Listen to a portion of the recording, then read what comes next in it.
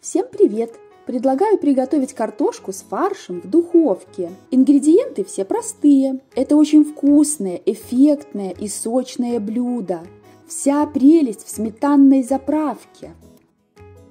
Мы возьмем картофель, фарш, лук репчатый, соль, перец, кусочек сыра и для заправки сверху сметана. Нарезаем картофель на кружочки. Их еще можно назвать слайсы.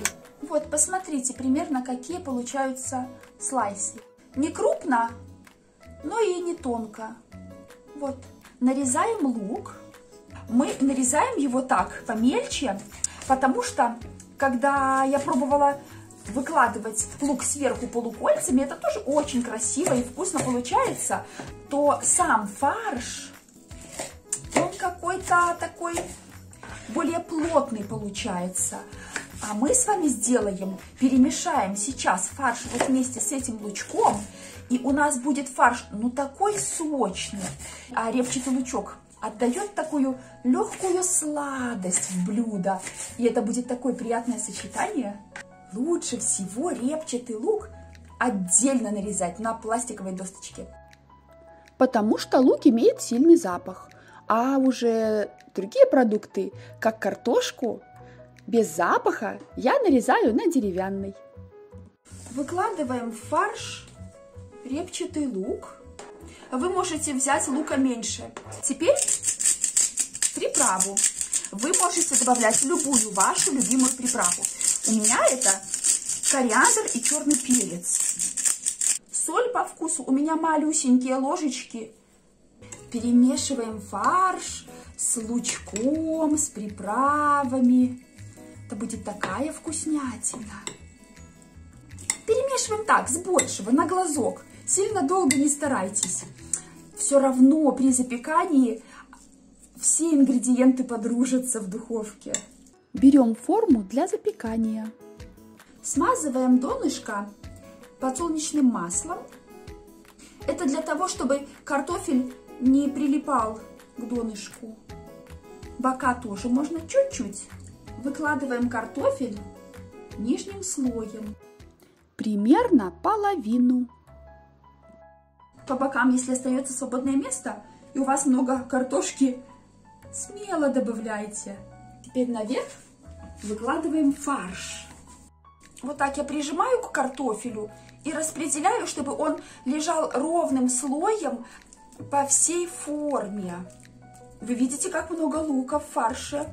Будет очень сочно. Выкладываем сверху вторую часть картофеля. В сметану вливаем 2 столовые ложки воды. Лучше комнатной температуры. И размешиваем. В заправку я не добавляю ни соль, ни перец, никакие приправы, потому что все приправы уже есть в фарше. А если я буду и сюда соль, перец, и там соль, перец, и в картошку соль, перец, то я так буду готовить очень долго, до вечера, может, успею. Но мы же готовим с вами быстро, чтобы за 5 минут и готово. Поливаем все заправкой. Стараемся, чтобы по картофелю попасть. Если где-то не попали по картофелю, ничего. Можно ложечкой вот так вот пригладить ровненько. И все будет покрыто. Все, со всех сторон мы позаливали заправочкой. Можно нашу вкусняшку отправлять в духовку. Ставим на 180-200 градусов 30-40 минут. Натираем сыр на крупной терке. Вы можете натирать и на мелкой терке, но на крупной просто быстрее. У меня сыр 50% жирности, но вы можете взять любой. Все это время сыр у меня стоял в холодильнике, чтобы сыр был потверже. Тогда его проще натирать. Посмотрите, в форме много сока, а картошечка сверху сама подрумянилась. Сыром мы так посыпаем в самом конце, буквально за 3-5 минут до того, как доставать будете из духовки ваше блюдо, чтобы подрумянилось, расплавилось, но не подгорало.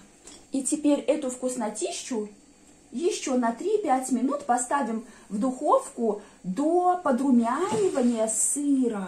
Как же это аппетитно! Вы Вы слышите, она еще шипит. Так, лопаткой снизу я подбираю, чтобы до самого донышка под картошечку. Ну-ка.